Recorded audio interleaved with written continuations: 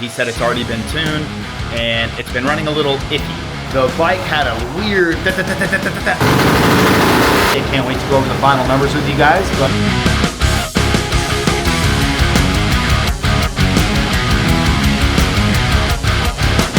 What's up, guys? Welcome back to another episode on Proven Power Cycles. For those who don't know me, my name is Eric and I can now say I'm one of the tuners here. Now that we have Sean with us. But today we are messing with this Harley Davidson. We have an Ultra Classic here. He was tuned by, he purchased this bike. This customer purchased this bike. It was from a friend of his. He said it's already been tuned and it's been running a little iffy. So what we're gonna do here today, we're gonna baseline it with the previous tune. We're gonna start going through this bike. We're gonna get figured out what is going on. Now, admittedly, I already did a baseline, but I'm gonna redo the baseline because, you know, we have a time constraint. We have a lot of bikes to get through in a very short amount of time. However, I just thought this was very important that we go ahead and get this one filmed because it is pretty bad. So I have the graph up here now, but I'm gonna do a baseline to kind of show you guys and let you guys hear how bad it's sounding. So there's a lot of hesitation, there's a lot of hiccuping, there is a lot of issues to solve. I thought this was gonna be kind of a quick and easy tune as soon as he told me I had a tune and it just needed, he said, oh, between 2 to 3 grand, it's kind of acting up, but it's more than acting up. This thing is, I don't know how he was driving this bike. So the transformation that this bike is gonna undergo is gonna be pretty astronomical.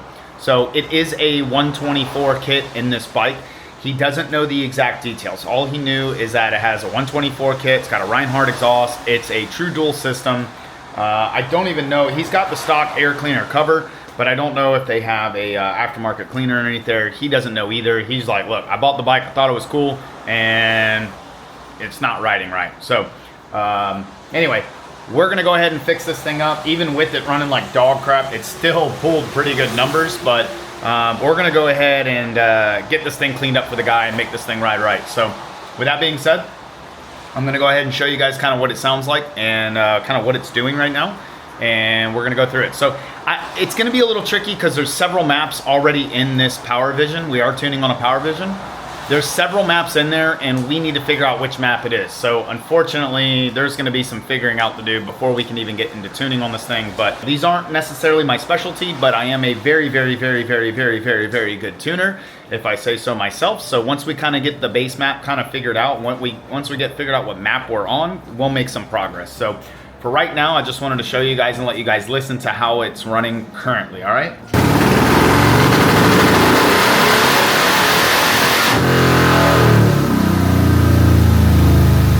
So as you guys could hear, the bike had a weird kind of midway through the pool. It leaned way out on the rear cylinder and it basically stays lean on the rear cylinder. So we're gonna go ahead and tweak this thing up. We're gonna get it running right and we're gonna make this thing right. We're gonna go over numbers at the end. I gotta make this kind of quick. The guy he's excited to come get the bike, you know, obviously. So we figured out what map we're in. I've already kind of started making my own custom map here. Now we are playing off of a map that was already kind of made, if you will. Like I said, there were several selections to choose from. We're actually in the flashing process right now. So here we are. It is preparing ECU. Let's pull this up real quick. Preparing the ECU. Should be sending it here any second now. And here we go. So we have a new map that's already installed there. I've already been kind of tweaking it a little bit, kind of working it, but to give you an idea already of the differences, I'm gonna hold it till the end of the video. You know, there are some little things in there that I'm just still kind of critiquing and getting, like the drivability and stuff. There's some areas where we're doing little roll-ons where it's still kind of chugging a little bit. So we're trying to critique all of that and get that all squared away. But so far the graph's looking great. Everything is coming out absolutely amazing. To give you an idea, we've already picked up about 33 pound-foot of torque and in just one area that I'm looking at. So this thing is gonna be, and we picked up 24 wheel horsepower so far. So this is going to be a night and day difference. This guy's going to absolutely shit himself when he goes to ride this bike. It's going to feel just night and day difference compared to what he's already been used to. So, which is kind of funny because he questioned us in the beginning. You know, obviously we have a lot of drag bikes and sport bikes here. So, you know, he's like, are you sure you guys know how to tune Harleys? So this is going to be pretty dope. I'm excited for him to actually get this bike back and feel the difference, because it's, again, he's going to be mind blown at how much better this bike runs. So, and if you guys have a Harley, let me know. We do tune these Harley Davidsons. We can get these things mapped out. Like I said, this has a 124 kit in it, so we're not afraid to tune whatever basically you have, as long as it's something that we can actually get into the ECU and start manipulating and tuning that data. So we're gonna do some runs here in just a second. I'm gonna get it all set up again, and we're gonna let it cool down just for a minute. I'm gonna kick the fans on, let the bike kind of cool down. We've been running it for a little bit now, so after we let it cool down, we're gonna do some runs and show you guys how much cleaner that stab is and how much cleaner just roll-on throttle is. And again, we're not finished yet. We're still working on the map and getting it figured out. So stay with us, guys. This is gonna be a cool video. I can't wait to show you the before and after on this one. It's gonna be mind-blowingly different.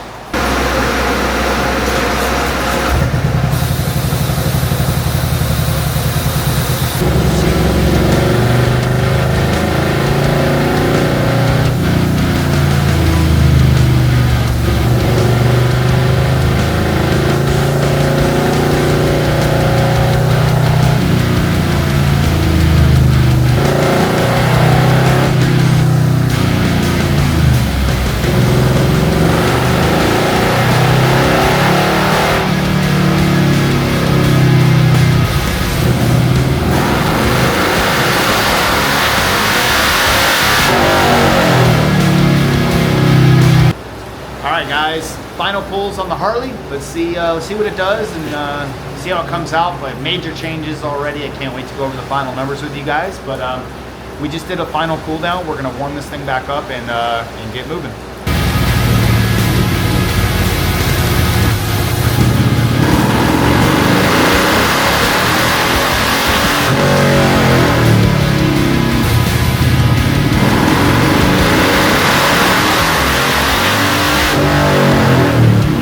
All right, guys, we got that Harley all wrapped up. So massive gains, and I couldn't express it enough to the owner.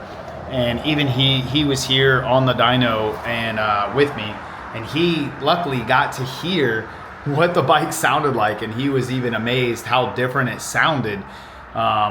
Just doing some partial throttle and some full throttle pulls, he's like, oh yeah, the bike definitely didn't sound like that. It rumbled, it grumbled, it did all the things that it shouldn't have been doing, but it didn't sound that clean before. So I wanted to show you guys, first we'll talk about the air fuel ratio, and then we'll go into the power and the torque, and then we're gonna overlay with the after, you know, kind of how it ended. We have our cylinder one. This is gonna be our front cylinder and our rear cylinder, okay? So as you can see here, we have now the acceleration enrichment on this bike. There was some love that we needed to do, but to be honest with you, given the timeline that we had with the bike, there was a lot to do in a very short amount of time. So you'll see on the final pulls, it's not perfect, but it's a lot better, okay? But I wanted to point this out. You know, we had this little belly here in the front cylinder, and then it goes so lean that it literally stopped reading all the way through. And then it started to read here again at high RPM. Second cylinder, which is going to be our rear cylinder, it goes very lean off the charts. Then it came back where it kind of needed to be, and then it leaned out again, basically off the charts again. So, and as you can tell here, we're reading in speed, and the reason being is just because we had some fluctuations with our torque readout, with our signal rather, which kind of happens sometimes on these Harleys. But look at this curve. The owner actually showed me the graph of where he bought the bike, and the graph was identical to basically how it baselined here. So, which is mind-blowing, because the other owner already told this new owner the bike was good, it had already been tuned, but they changed the exhaust system. But given that they changed the exhaust system, it shouldn't really have that bad of an effect on the bike, which clearly you can see here. So notice how our torque comes up and it absolutely nosedives. and then it struggles, and then it spikes again. It has this crazy spike in it. Then it falls off immediately afterward, comes up, falls off, comes up, you know, and then kind of sort of holds off till the end. Well, I didn't even take it to red line. I only took it to about 5,500 RPM because it was just running so bad.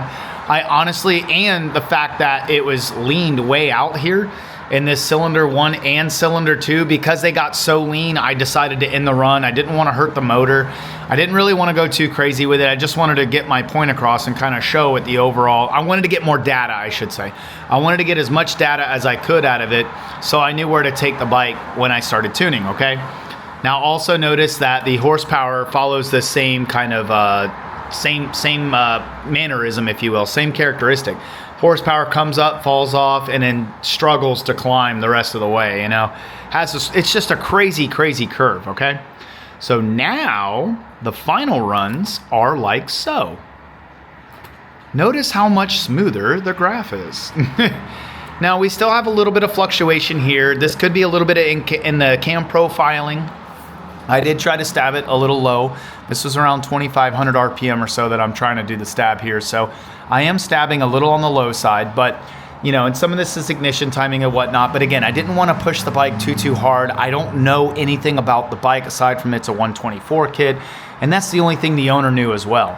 He only knew that it was a 124 kit. That was it. So he couldn't really give me too much data aside from that. But let's take a look at this difference here. So when it came in, it bottomed out at this 53.88 pound-foot of torque. Now it's at 120, and again, this is at a low RPM, somewhere around the 3,000 RPM range. So notice now we have a nice pickup with torque, and then it picks up again, and it's nice and smooth. This is what we want to see, guys. We want to see a nice linear power band. We want to see it just nice and smooth, climb, and then have this nice little descent at the end. So there's no reason to take this bike past about 6,000 RPM or so. And I'll show you guys now. We will pull up the RPM. Okay, so notice how the RPM got a little wonky here, the graph. That's because of the pickup, okay? But notice how smooth everything looks now on the RPM range with the new graph, all right? We end the RPMs, we end the pool around 5,800 or so, 5,900. Again, there's no real reason to really take it even past like 5,700. We're losing torque, we're losing horsepower. It's done, the motor's done. It's done making power, so there's no reason to keep pushing it. But let's even take 3,700 here, 3,800 RPM. You know, we're at 90 pound-foot of torque versus 129 pound-foot of torque. So, I mean, guys, we're dealing with, what is that, 29 plus 10. So we're dealing with a 39 pound-foot of torque gain at 3,800 RPM. Also, we're dealing with about 30 wheel, roughly, you know, 29 wheel horsepower gains at 3,800 RPM. It's just crazy. Golly, it's crazy. So where we have this crazy drop off right in here, it's about 2,750 RPM. We'll take it back on speed real quick. So around here is about our 2,750 mark.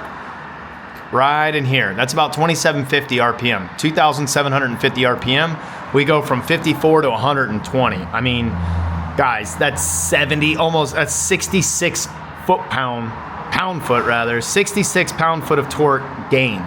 That is over double. So it's like 120% gain, something like that. You guys can do the math, but it's absolutely massive. I told the owner of the bike, you're gonna have to relearn how to ride this bike because it's gonna be totally different from when you first brought it in. Same thing, 29 horsepower all the way up to 65. Again, we're dealing with 35 wheel horsepower gains, 36 actually wheel horsepower gains. Just absolutely astronomical gains. This is going to be a totally different bike. Now we'll look at air fuels. So again, we have these little dips. These are from the acceleration enrichments. Couldn't really get that tweaked out. The other thing is we were actually maxing out the fuel system around here. He's going to need a bigger injector, a bigger fuel pump at this point to really kind of maximize this area here where we're gaining this peak torque. So we're gonna have to revamp the fuel system or something up in here. But then we get the air fuel under control a lot better up here, up top. And we start getting it to get rich. I left it a little rich up top. I do this always on purpose because I always want it to live. So We end up leaning this out a little bit more. This is also due to temperature as well. Once the engine gets warmer, it's going to start dumping in a little bit more fuel, and that's kind of what was happening. So all in all, I couldn't be happier with the way this came out. I can guarantee you this guy's going to be mind blown when he gets the bike and goes for a ride. It's been raining all day here today, so he's not really going to get a chance today. But came in, peak 101 horsepower, peak 107, but it doesn't really paint the picture of what really is going on here. That's just peak horsepower versus peak horsepower. If you were to take this at face value, you're talking about a 6-wheel gain, that's really not much, but when you look right here, let's say for instance from 76 to 102, you're dealing with a 26 wheel horsepower gain. That is massive. So here 95 to 128, again, we're talking about, 20, what is that, 23 or so, something like that. 20, let's see, 5 plus 28, 33 wheel horsepower or 33 wheel torque gains here. So, and then if you look here, torque versus torque, we're at 119 pound-foot of torque versus basically 130 pound-foot of torque. Again, peak versus peak, just massive, massive gains. So, couldn't be happier. Now, I know there's going to be some of you out there that are like, oh, well, my 124 kit made XYZ. Cool. We, again, don't know the specs. I don't know what cam is in there. I don't know. I don't know what compression it is. I don't know any details. The owner couldn't really give me any details. So the last thing I really want to do is push this thing as hard as I can because I don't know the details on it. So, and the guy's not out racing this bike. We got to keep that in our minds. He's not out beating the shit out of this thing, trying to race his buddies and stuff. I mean, even if they do have a spirited run here and there, that's still a good gain, a massive gain compared to what he's used to. So I'm sure it's going to be a ton of fun for him. So, at the end of the day, he's happy, I'm happy. That's all that really matters in this case. So anyway, guys, we're going to go ahead and end it here. We got another bike we got to throw on the dyno here and get it all sorted and start making some power with it. So I hope you guys really enjoyed this video. If you could, please leave a comment down below. Tell us what you think about the horsepower and torque numbers.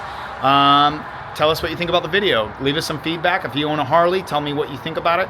If you guys have Harley buddies and they need some help with tuning, let them know. We tune Harley Davidsons. We can tune them. So on that note, guys, we love you. Leave us some feedback. Show us some love. Like, subscribe to the channel if you haven't done so already. And we'll see you on another episode. Peace.